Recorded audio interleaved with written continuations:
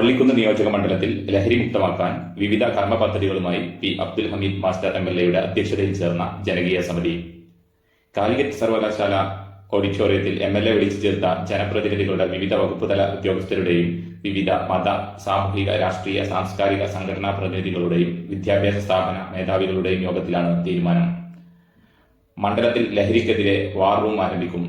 മണ്ഡലം തലത്തിൽ ലഹരിക്കെതിരെ ജനകീയ സമിതി രൂപീകരിച്ചു.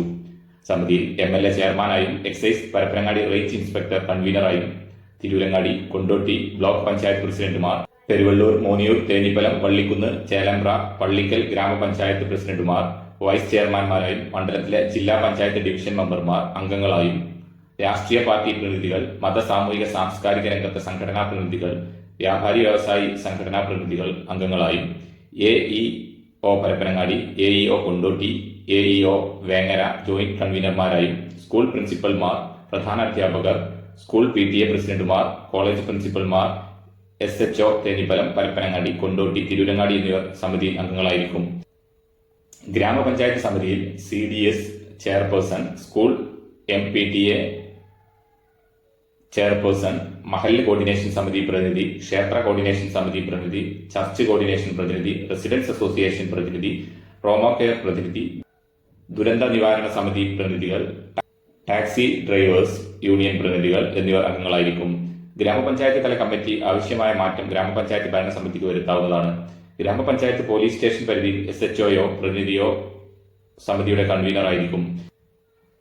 വാർഡ് തലത്തിൽ വാർഡ് മെമ്പർമാർ ചെയർമാനായ സമിതിയിൽ അയൽക്കൂട്ടം പ്രസിഡന്റ്, സെക്രട്ടറിമാർ, ക്ലബ്ബ് പ്രതിനിധി, വായനശാല പ്രതിനിധി, സ്കൂൾ പ്രിൻസിപ്പലോ പ്രധാനാധ്യാപകനോ നിയമിക്കുന്ന അധ്യാപകൻ കൺവീനറായിരിക്കും.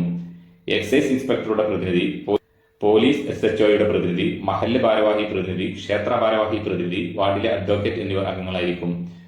മൈക്രോ ലെവൽ സമിതി വാർഡിലെ ഓരോ 50 വീടുകൾ നിരീക്ഷിക്കാൻ പ്രത്യേക സമിതി രൂപീകരിക്കും. ഇതിന് ഗ്രാമപഞ്ചായത്ത് തലത്തിൽ രൂപം കാണും. കുടുംബശ്രീ അംഗങ്ങളായിരിക്കും നിരീക്ഷണ ചുമതല. മൈക്രോ ലെവൽ സമിതി ആഴ്ചയിൽ എല്ലാ ശനിയാഴ്ചയും യോഗം ചേർന്ന് റിപ്പോർട്ട് വാർഡ് സമിതിയെ അറിയിക്കണം. വാർഡ് സമിതി ശേഖരിച്ച വിവരങ്ങൾ പഞ്ചായത്ത് തല സമിതിക്കും പഞ്ചായത്ത് സമിതി മണ്ഡലം തല സമിതിക്കും റിപ്പോർട്ട് കൈമാറും. ഇതിനു പുറമെ ലഭിക്കുന്ന വിവരങ്ങൾ കൃത്യമായി ശേഖരിച്ച് ഓരോ സമിതിയുടെ കൺവീനർമാർ പോലീസിനെയും എക്സൈസിനെയും കൈമാറും. പഞ്ചായത്ത് തല, വാർഡ് തല ജാഗ്രതാ സമിതി സജീവമാക്കാൻ നിർദ്ദേശിച്ചു. ഏപ്രിൽ 7 തിങ്കളാഴ്ച ലഹരി വിരുദ്ധ ദിനമായി വിപുലമായി ആചരിക്കും. ബഹുജന റാലി അടക്കം പഞ്ചായത്ത് തലത്തിൽ സംഘടിപ്പിക്കും. സ്കൂൾ തലത്തിലും കോളേജ് തലത്തിലും സർവകലാശാല ക്യാമ്പസ് തലത്തിലും കുറ്റമറ്റ രീതിയിൽ പരിശോധനകൾ നടത്തും. ഹോസ്റ്റലുകൾ രാത്രികാലങ്ങളിൽ കൃത്യസമയം പാലിച്ച് ക്ലോസ് ചെയ്യണം.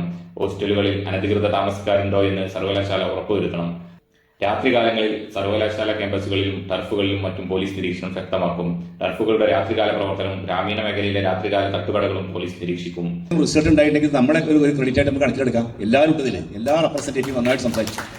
എല്ലാ പാർട്ടിയുടെയും 10-17 ആൾക്കാരോട് സംസാരിച്ചു. ഒക്കെ ഉത്തരവാദപ്പെട്ട നേതാക്കന്മാരാണ്.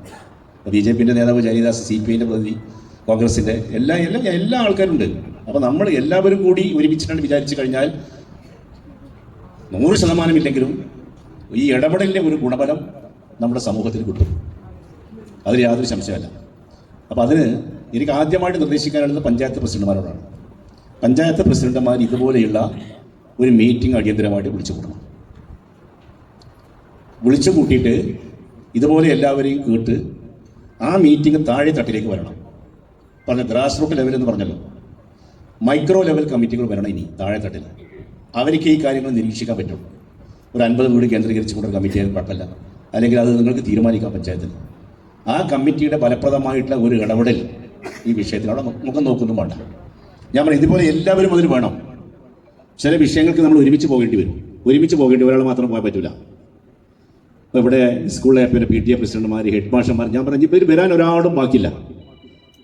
ഞാൻ നിയമസഭയ്ക്ക് അകത്ത് നിന്നുകൊണ്ടാണ് ഈ തീരുമാനം എടുത്തുകൊണ്ട് വിവരറിയിക്കുന്നത്. നിങ്ങൾ മനസ്സിലാക്കണം. ഇത്ര ഒരു ആവേശത്തോടുകൂടി ആൾക്കാർ പങ്കെടുക്കും ഞാൻ പോലും വിചാരിച്ചിട്ടില്ല. അപ്പോൾ നിങ്ങളെ എത്ര അഭിനന്ദിച്ചാലും മതി, എന്നെല്ലാം അഭിനന്ദിക്കണം. നിങ്ങൾ എത്ര അഭിനന്ദിച്ചാലും അതിന് വാക്കുകളില്ല. നമ്മുടെ ജില്ലാ പഞ്ചായത്ത് മെമ്പർ PKC അബ്ദുറഹ്മാൻ, അദ്ദേഹം ഒരു 2 മിനിറ്റ് കൊണ്ട് ചില നിർദ്ദേശങ്ങൾ അദ്ദേഹത്തിന് പറയേണ്ടത്. അത് കഴിഞ്ഞ് നമുക്ക് വൈൻഡപ്പ് ചെയ്യാം. ജാഗ്രതാ സമിതിയേക്കാളൊക്കെ ഏറെ പ്രവർത്തിക്കുന്ന തരത്തിൽ വാർഡ് തലത്തിലൊരു ലഹരി വിരുദ്ധ സേന വേണം. അതിന് പേരെന്തിട്ടാലും പിന്നീട് അത് മോണിറ്ററിംഗ് നടത്താൻ, ആ സേനയുടെ പ്രവർത്തനം അവിടെ ഒന്നും നടക്കുന്നില്ല എന്ന് സ്വയം തോന്നാതിരിക്കാൻ അത് മോണിറ്ററിംഗ് നടത്തണം.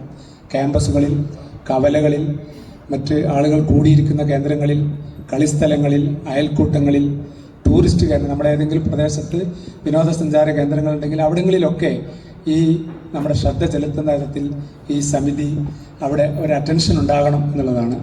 പിന്നെ സ്കൂളുകൾ കേന്ദ്രീകരിച്ച് ഒരു സ്റ്റുഡൻസ് ഡ്രൈവ് നമ്മൾ നടത്തുകയാണെങ്കിൽ അവിടെ രക്ഷിതാക്കൾ, അധ്യാപകർ, അധ്യാപകർ നമുക്കറിയാം ഒരുപക്ഷെ അവരുടെ സബ്ജക്റ്റിൽ എക്സ്പെർട്ടുമാരായിരിക്കാം. ഈ വിഷയത്തെ എങ്ങനെ നേരിടാൻ എന്നുള്ളതിനെക്കുറിച്ച് അവർക്ക് വേണ്ട അവബോധം ഉണ്ടായിക്കൊള്ളണമെന്നില്ല. അവർക്ക് വേണ്ട അധ്യാപകർക്ക് പരിശീലനം നൽകണം. സെപ്പറേറ്റ് ആയിട്ടുള്ള ഇതിനെ നേരിടാനുള്ള ചില ആശയങ്ങൾ അവർക്ക് നൽകേണ്ടതുണ്ട്. അതിലൂടെ രക്ഷിതാക്കളുടെ പാരന്റിങ്ങിന് മീറ്റിംഗ് വിളിക്കുമ്പോൾ നേരത്തെ ഇവിടെ സൂചിപ്പിച്ചു, അമ്മമാർ മാത്രമല്ല അച്ഛന്മാരും ബാപ്പയും ഉമ്മയും വരുന്ന തരത്തിൽ അവരെയൊക്കെ ഇത് കാര്യങ്ങൾ ബോധ്യപ്പെടുത്തേണ്ടതുണ്ട്. പിന്നെ ബാലസേനകൾ വേണം. ആഴ്ചയിലൊരിക്കൽ സ്കൂളുകളിലൊക്കെ ലഹരിവിരുദ്ധ പ്രോഗ്രാമുകൾ വേണം. ആ പ്രോഗ്രാമുകളിൽ ഡോക്യുമെന്ററികൾ, ഫ്ലാഷ് മോബുകൾ, കാർട്ടൂണുകൾ, അനുഭവങ്ങൾ, ഓരോരുത്തരുടെയും ഈ പ്രവർത്തന രംഗത്തുള്ള അനുഭവങ്ങൾ ഷെയർ ചെയ്യണം. പ്രതിജ്ഞകൾ ഉണ്ടാകണം.